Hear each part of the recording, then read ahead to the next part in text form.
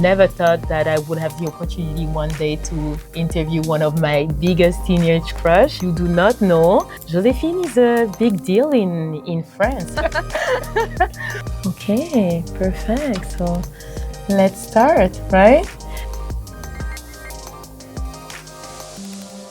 Hi everyone, my name is Sylla and I am thrilled to be sitting here today because I have the immense pleasure and honor of speaking with someone whose work has literally shaped my teenager years, the one and only Joséphine Jobert. Bonjour. Bonjour, thank you for having me. I'm really happy to be here with you today. Of course, I'm the one who is the most excited. I'm trying to canalize in my...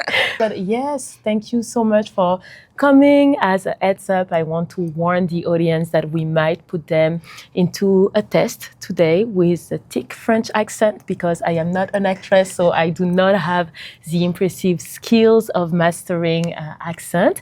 I am French Senegalese, born and raised in France. I'm not sure about you. I was born in Paris. Okay. I lived in Montreal for 8 years.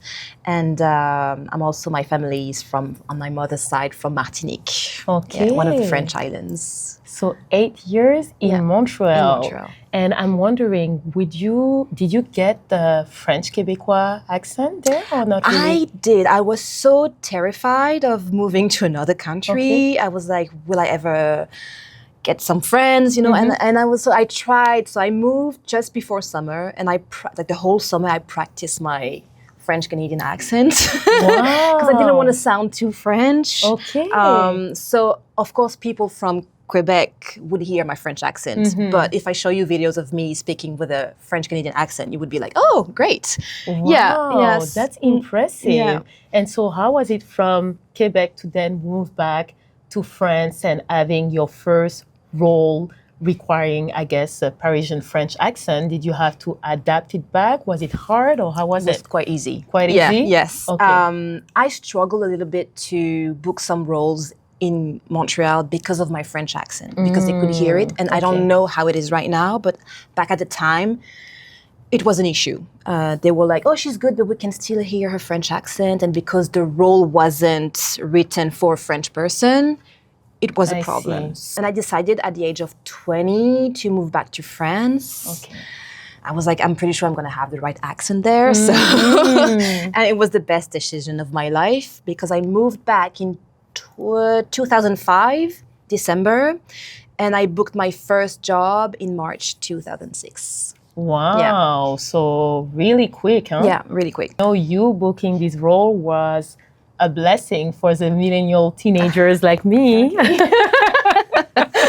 Because as I was saying, a little Amy is screaming inside right now and in complete disbelief. I never thought that I would have the opportunity one day to interview one of my biggest teenage crush. And if you do not know, Joséphine is a big deal in France. I first discovered you in shows like Food, Saint-Pierre, Nos Années Pension, and then I kept following you through Cut and Sous le Soleil. And for me, and for many teenagers, these shows were such a huge part of the summer culture back home for teenagers. And watching them was more than a pastime. It was actually a ritual every summer. And my parents knew better than to not interrupt me when I was watching an episode. It was because very serious. Oh, it was serious. I needed to come correct, you know, when it was time to dissect every single episode with my friend afterward at the beach, or even in September back to school. We were not playing. For you, what was it like to be part of shows that were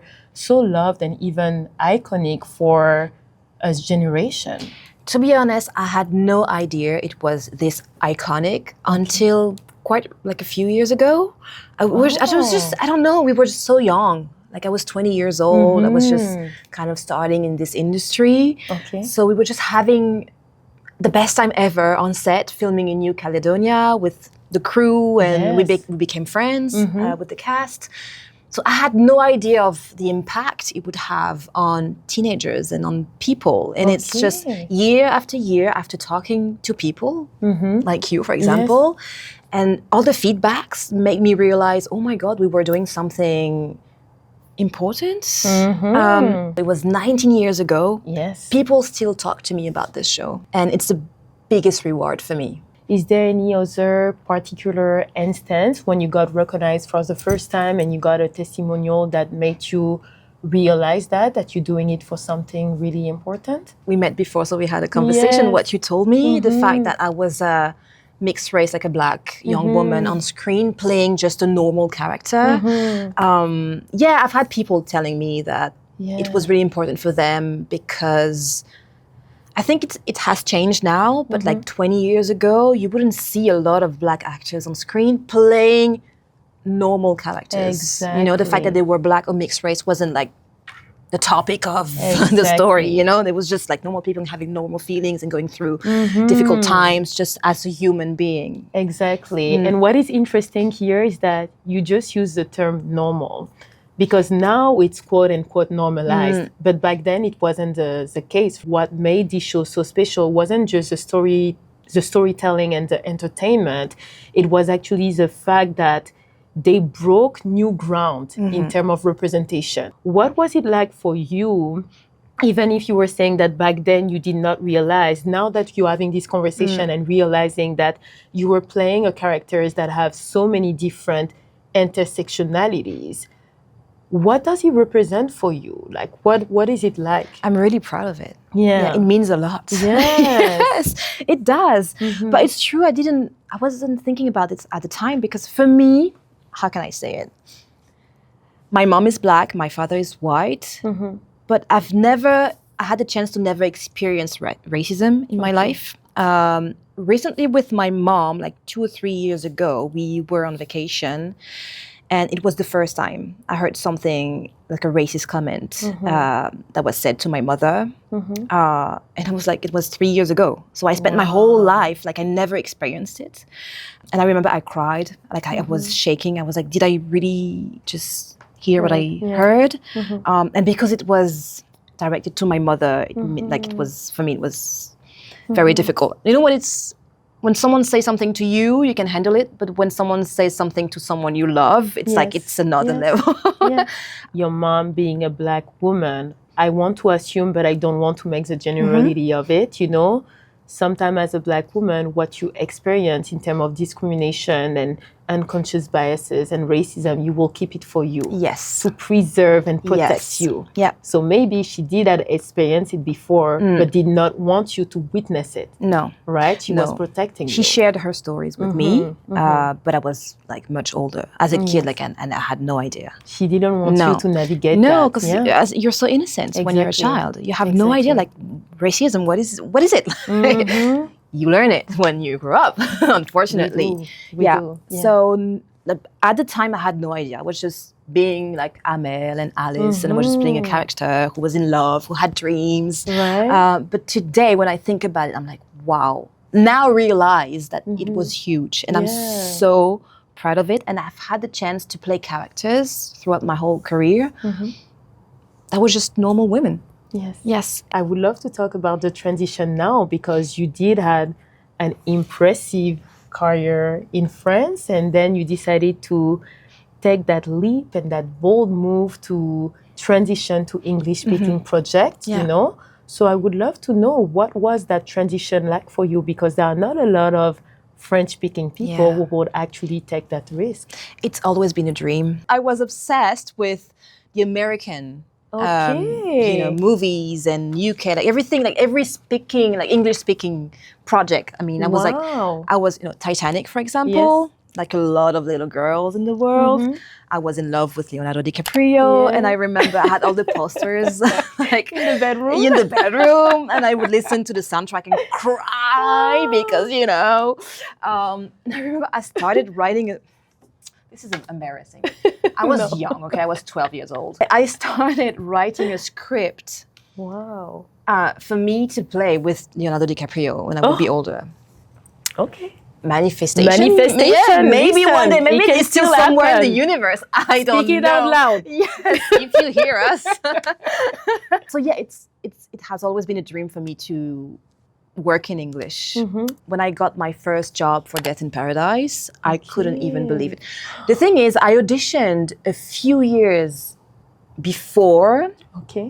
for a guest, just for a guest cast. So for the first audition, I could prepare. I had like a few days to learn the lines. The callback, I went to the appointment and they gave me a script and I had to do a reading. My English wasn't that good at the time, so I didn't do like a good callback. Thanks God, because years later, I got to audition for the main character, the detective. Wow. And in between the two auditions, I took like a working in English workshop. Okay. And then when I got the second chance to audition for Death in Paradise, my English was much better. So How long was the workshop? How long it took 2 you weeks. to? And I kept on working on my English. I still make mistakes, of course. Obviously. Like I'm not perfectly It's bilingual. not your first language. It's not. And I used to be ashamed of it, but I'm like, no, it's fine. This is not my first language. So it doesn't have to be perfect as long as you understand Exactly. what we're saying. As long as you understand, and who can speak several languages and act in several languages, right? Yeah. That is the thing. Yeah. That is so When rare. I play a character, I mean, it's not my own words. I just have to learn the lines, so it's much easier, of course. But when I'm doing an interview, I can get overwhelmed because I have so many things to say and I can just lose my words and everything. But yeah, it's always been a dream, and I worked really hard for this. I love it, and I think that is something really beautiful because this is something that can dissociate you a lot from other actors and actresses, right? The fact that you are able to navigate so many different environments and adapt so quickly and being inclusive as well, but still staying true to yourself.